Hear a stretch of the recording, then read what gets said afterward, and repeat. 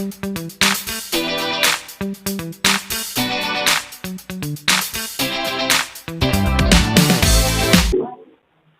पिछला दिन आपको पढ़ाए थे न्यूमेरिकल ना, न्यूमेरिकल दिए थे तो बना ही लिए आप लोग।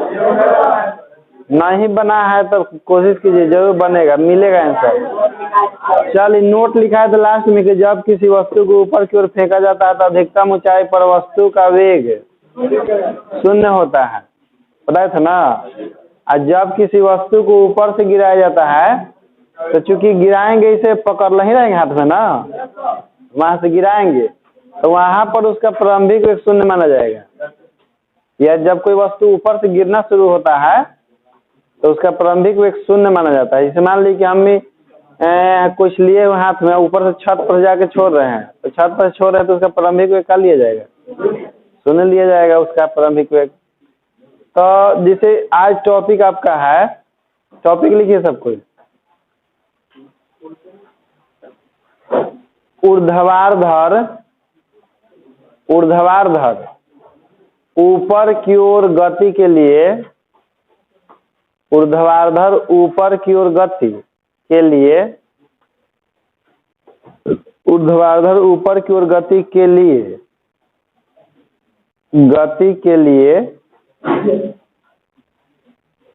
गति का समीकरण, ऊर्ध्वाधर ऊपर की ओर गति के लिए गति का समीकरण, गति का समीकरण डैश देख लिखिए। जब किसी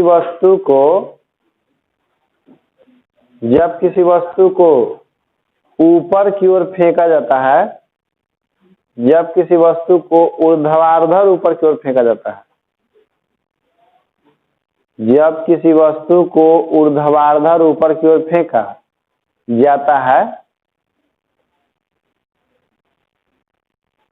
जाता है तो गुरुत्वीय त्वरण का मान घटता है, तो गुरुत्वीय त्वरण का मान घटता है, तो गुरुत्वीय त्वरण का मान घटता है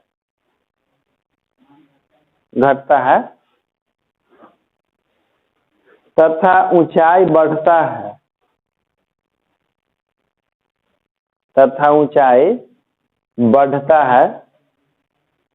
ऊंचाई बढ़ता है। तो देखिए बालक, a बराबर -g तथा s बराबर +h लेते हैं। जैसे यहाँ पर त्वरण ही वो काम करता है आपका g, और ऊपर की ओर हम लोग जाते हैं तो g का मान धीरे धीरे घटता है, तो त्वरण नेगेटिव न होगा। तो ये जब घटता है तो त्वरण का मान नेगेटिव होता है, तो a का मान जो है -g के बराबर होता है, और ऊंचाई बढ़ते जाता है ना, तो s का मान क्या लेंगे? h लेंगे, लेते हैं, लिख लिए, लेते हैं, लिखिए a बराबर -g तथा s बराबर +h लेते हैं, तो गति का समीकरण निम्नलिखित होगा, तो गति का समीकरण निम्नलिखित होगा, गति का समीकरण निम्नलिखित होगा। पहला नंबर लिखिए, v बराबर u प्लस -gt। जैसे एक जगह हमको -g लेना है ना, एक जगह -g लेना है, तो आपका एक जगह जैसे v बराबर u प्लस at होता है, लेकिन हम लोग को एक जगह क्या रखना है? -g, तो -gt हो जाएगा। दूसरा देखिए, जैसे v² बराबर हम जानते हैं u² प्लस 2gh ना, तो g के as होता है, तो एक जगह -g लेना है, और s के जगह पर h लेना है, क्योंकि ऊपर की ओर गति के लिए ऊंचाई ना होगा, दूरी, जो भी दूरी होगा ऊंचाई के रूप में होगा, तो s की जगह लिखना पड़ेगा h, तो हो जाएगा v² -2gh। नहीं जी, तीसरा नंबर, तीसरा था आपका h बराबर यू टी, हाँ यहाँ यू होगा, अब प्लस 1/2 माइनस जी इंटू टी स्क्वायर, तो क्या हो जाएगा प्लस एच बराबर U T minus half G T square होगा ना। चलिए नोट कीजिए इसको। ये तो ऊर्ध्वाधर नीचे से ऊपर की ओर गति के लिए वाव होगा। अभी एस एन बराबर ना होता चौथा, एस एन बराबर u plus minus g by 2 into 2n minus 1, क्योंकि हमको एक जगह माइनस जी रखना है, वहां पर हो जाएगा u minus g by 2 into 2n minus 1। चारों समीकरण लिख लीजिए, आवश्यकता अनुसार हम लोग यूज करते हैं।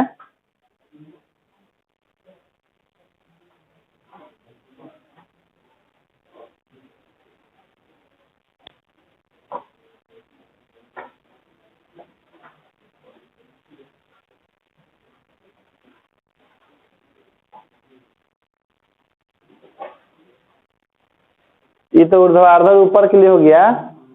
अब लिखिए ऊर्ध्वाधर ऊपर से नीचे की ओर गति के लिए, ऊर्ध्वाधर ऊपर से नीचे की ओर गति के लिए,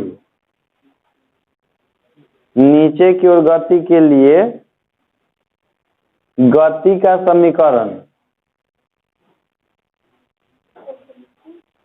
ऊपर से नीचे के लिए गति का समीकरण, गति का समीकरण लिखिए। जब किसी वस्तु को ऊपर से, जब किसी वस्तु को ऊपर से, जब किसी वस्तु को ऊपर से स्वतंत्रता पूर्वक, स्वतंत्र मुक्त रूप से, सीधे लिख लीजिए मुक्त रूप से, जब किसी वस्तु को ऊपर से नीचे की ओर मुक्त रूप से ऊर्ध्वाधर नीचे गिराया जाता है, ऊर्ध्वाधर नीचे गिराया जाता है, गिराया जाता है, गिराया जाता है, तो ए बराबर प्लस जी तथा एस बराबर माइनस एच लेते हैं, क्योंकि नीचे आता है तो गुरुत्वीय त्वरण का मान बढ़ता है और ऊंचाई धीरे धीरे घटते जाता है, तो जो घटता है उसको माइनस में लेते हैं ना। क्या लिखें तो ए बराबर प्लस जी तथा, हाँ तो गति का समीकरण निम्नलिखित होगा, तो गति का समीकरण निम्नलिखित होगा, निम्नलिखित होगा। देखिए यहां से लिख रहे हैं, पहला नंबर v बराबर, ये तो जस के तस रह जाएगा, कि एक जगह पर हमको कौन सी लेना है, प्लस जी लेना है, तो v बराबर क्या हो जाएगा u प्लस जी टी, एक में तो कोई चेंजिंग नहीं होगा। दूसरा का नंबर है आपका v स्क्वायर बराबर u square plus 2 into g minus h लिख लेना है, तो v स्क्वायर बराबर u square minus 2g h. और तीसरा नंबर h का मान माइनस में लेना है ना, h बराबर यू टी प्लस 1/2, g के मान तो पॉजिटिव ही लेना है, ये तो जस्ट के तस हो जाएगा। और लास्ट वाला आपका हो जाएगा एस एन बराबर चौथा, उसमें g का मान तो पॉजिटिव है, एस एन जो है वही आपका नेगेटिव हो जाएगा, चौथा नंबर हो जाएगा माइनस एस एन बराबर u plus g by 2 into 2n-1। इसको नोट। चलिए इस पर देखिए क्वेश्चन है कि एक गेंद 10 मीटर पर सेकंड के वेग से ऊर्ध्वाधर ऊपर की ओर फेंकी जाती है। तो नंबर 1 में है गेंद कितनी ऊंचाई तक जाएगी, और दूसरा है कि कितना समय बाद गेंद लौटना प्रारंभ करेगी, और तीसरा आपका है कि पृथ्वी पर पहुंचने में गेंद का वेग क्या होगा। तो देखिए क्वेश्चन जिसे कह रहा है कि वो गेंद है उसको 10 मीटर पर सेकंड के वेग से फेंका जा रहा है। तो जिस वेग से कोई वस्तु गति करना प्रारंभ करता है उस वेग को हम लोग वस्तु का प्रारंभिक वेग कहते हैं। यानी क्वेश्चन में यू का मान दिया हुआ आपका 10। हाँ, तो जिस वेग से फेंका जाता है उसको प्रारंभिक वेग कहा जाता है। प्रारंभिक वेग का मान दिया हुआ 10 क्वेश्चन में, तो लिख लेंगे यू बराबर कितना 10, और जी का मान कितना दिया हुआ है, जी का मान 10 दिया हुआ है, 10 मीटर प्रति सेकंड स्क्वायर। देखिए पहला क्वेश्चन में कह रहा है कि गेंद कितनी ऊंचाई तक जाएगी। सुनिए, गेंद कितनी ऊंचाई तक जाएगी, तो मान लेते हैं कि h ऊंचाई तक जाएगी, तो वहां जाने जिस ऊंचाई तक जाएगी तो वहां जाकर आके रुकेगी ना, क्योंकि जब तक ले रुकेगी नहीं तब तक ले कैसे डिसाइड होगा कि कितना ऊंचाई तक ले गया है। तो वहां पर आखिर एक क्षण के लिए रुकेगा, तो जहां रुकेगा तो उसका अंतिम वेग क्या होगा 0, क्योंकि जिस ऊंचाई तक जाएगी वहां पर जाके रुकेगा तभी डिसाइड होगा कि कितना ऊंचाई तक गया है। तो उसके लिए अंतिम वेग क्या ले लगे हम लोग पहला क्वेश्चन के लिए, ठीक ना, v बराबर 0। देखिए मेरे पास u है, g है और v है। एक हमको निकालना ऊंचाई ना, हमको ऊंचाई निकालना है।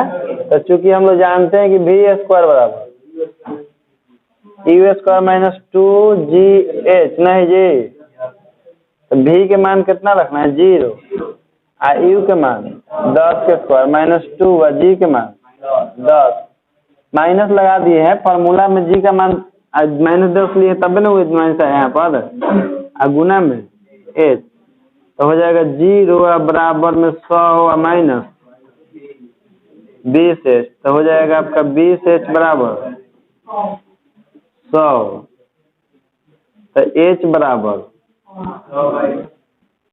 100/20, तो कट क्या है कितना 5 मीटर।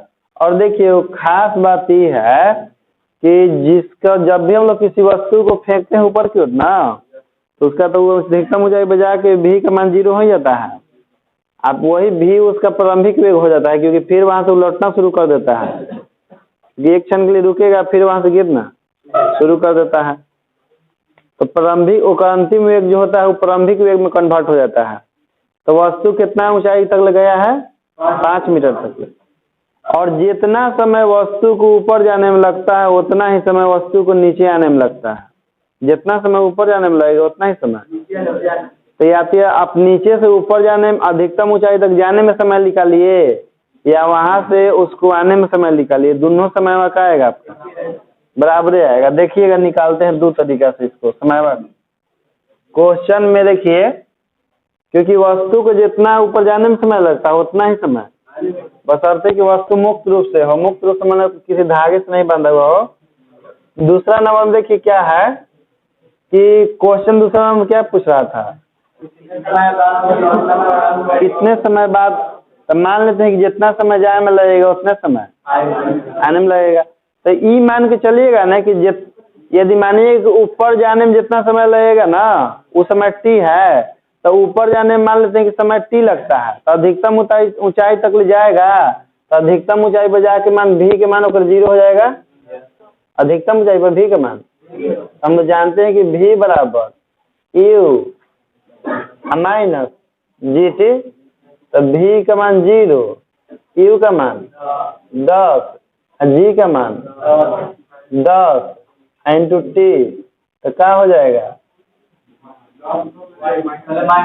10 t को इधर ले जाएंगे या इधर हो जाएगा आपका 10, तो t बराबर कितना हो जाएगा, तो कितना है 1 सेकेंड।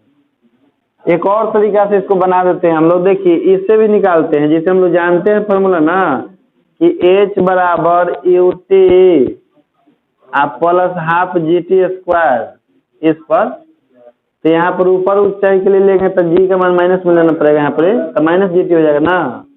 तो इससे भी बना सकते हैं, लेकिन होता क्या है ना कि जैसे कि हाँ, ऊपर से जब वस्तु नीचे गिरेगा आपका, एक और इसका कौन तरीका से बनाते हैं, हाँ इसे भी बनाते हैं, ठीक है। लेकिन एच के मान कितना लेना पड़ेगा, 5। यू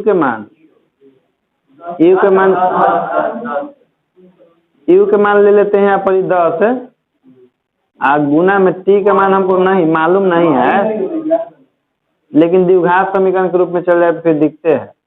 जी के मान 10 गुना में टी पर, द्विघात समीकरण के रूप में चल जाएगा, छोड़ दीजिए, द्विघात समीकरण के रूप में चल जाएगा, फिर हल करके मान निकाले पड़ जाएगा। तीसरा नंबर देखिए कौची कह रहा था, पृथ्वी पर पहुंचने पर गेंद का वेग बताएं। तो देखिए जैसे वस्तु अब ऊपर से कहाँ आएगा, नीचे क्यों आएगा, तो वस्तु अधिकतम ऊंचाई पर जा करके एक पल के लिए रुकेगा ना, एक पल के लिए रुकेगा, और तब जाके उसको पहुंचने में जो समय लगेगा वो तो हम लोग निकाल ही लिए हैं, क्योंकि जितना समय जाने में लगता है उतना ही समय आने में लगता है, ठीक ना। तो जिस वेग से वस्तु वहां चलना शुरू करेगा ना, तो वही उसका प्रारंभिक वेग होगा। तो जब चलना शुरू करेगा वहां से, तो नहीं u बराबर 0, क्योंकि अब वहां u बराबर 0 मीटर पर सेकेंड, v स्क्वायर बराबर u स्क्वायर प्लस 2gh, तो v स्क्वायर बराबर 0 के स्क्वायर प्लस 2, g के मान h के मान 5, तो v स्क्वायर बराबर 2 गुना 10 गुना 5, तो v बराबर 2×100, तो v बराबर 10 मीटर प्रति सेकेंड।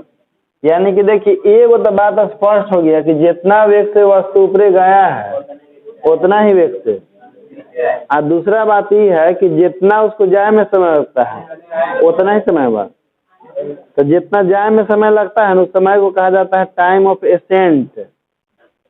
एसेंट, और जितना उसको वहां से आने में समय लगता है उसको कहा जाता है टाइम ऑफ डिसेंट। हमेशा टाइम ऑफ एसेंट और टाइम ऑफ डिसेंट एक दूसरे के बराबर होता है, बशर्ते कि वस्तु किसी धागे से नहीं बंधा होता। नोट कर लीजिए। चलिए क्वेश्चन लिखिए, सीधे राजमार्ग पर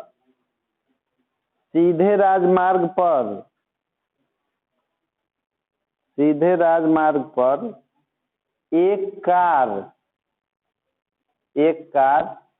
126 किलोमीटर प्रति घंटा के वेग से चल रही है, 126 किलोमीटर प्रति घंटा के वेग से चल रही है।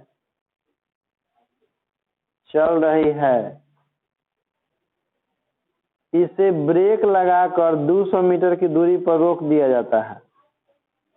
इसे ब्रेक लगाकर 200 मीटर की दूरी पर रोक दिया जाता है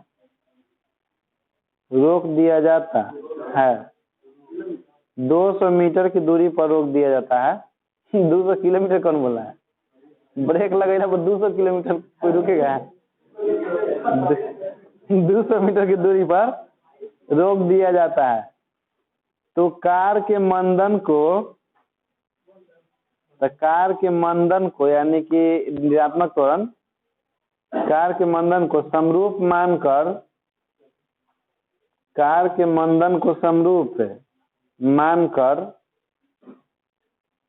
मंदन ज्ञात करें तथा कार को रुकने में कितना समय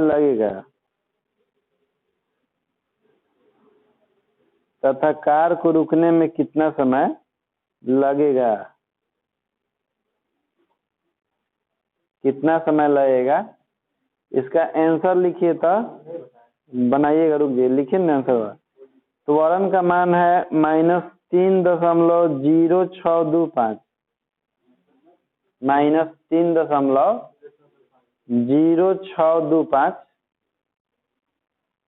और समय लिखिएगा 11.66 सेकेंड। समय का मान 11.66 सेकेंड दूसरा क्वेश्चन लिखिए। दूसरा क्वेश्चन 40 किलोमीटर प्रति घंटा के चाल से गतिमान 40 किलोमीटर प्रति घंटा के चाल से गतिमान एक कार ब्रेक लगाने पर 2 मीटर दूर चलकर रुक जाती है। 2 मीटर दूर चलकर रुक जाती है।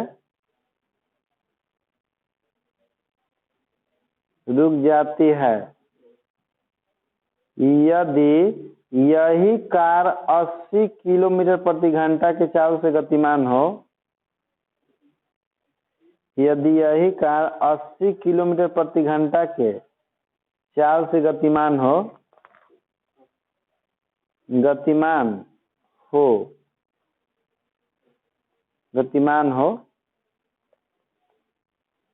तो ब्रेक लगाने पर वह न्यूनतम कितनी दूरी पर रुकेगी? तो ब्रेक लगाने पर वह न्यूनतम कितनी दूरी पर रुकेगी? कितनी दूरी पर रुकेगी?